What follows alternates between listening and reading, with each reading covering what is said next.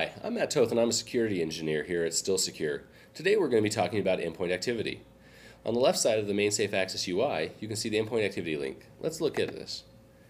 Here you can see all of the active endpoints on your network. This includes anybody who's been quarantined, anybody who has been granted access, people who have failed tests or passed tests. So it gives you a quick snapshot in time of what's going on your network. Let's look a little deeper here. On the right side of the screen, you can see that we have three different endpoints. One of them is an unknown endpoint. We also have an endpoint for Tom and an endpoint for Steve.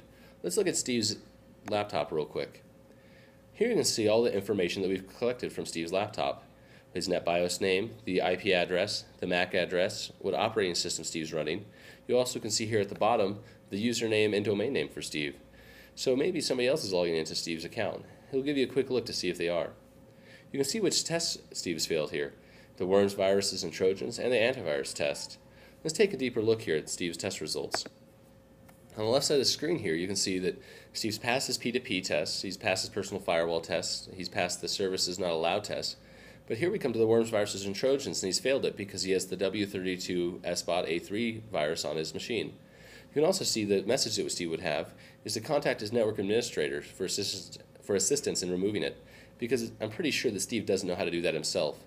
You can see here why Steve probably has the virus there in the first place. It's because he's not running any antivirus. You can see that Steve's provided a list of antiviruses that he can have that you accept on your network, but he doesn't even have them installed, let alone running. But possibly Steve doesn't, maybe Steve would have failed a different test. Maybe if Steve had failed the services not allowed test and had Telnet running, instead of having a worm on it, you'd want to give him access. You can see here at the top of the screen we have a change access link. Let's click on that. Here you can see that we can temporarily grant access to Steve if he had failed a test that was maybe a little bit less scary.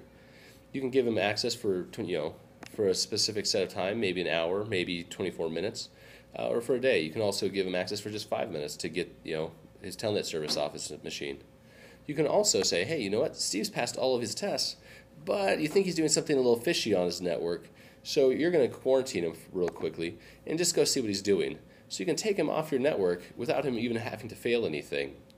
That's a quick overview of endpoint activity.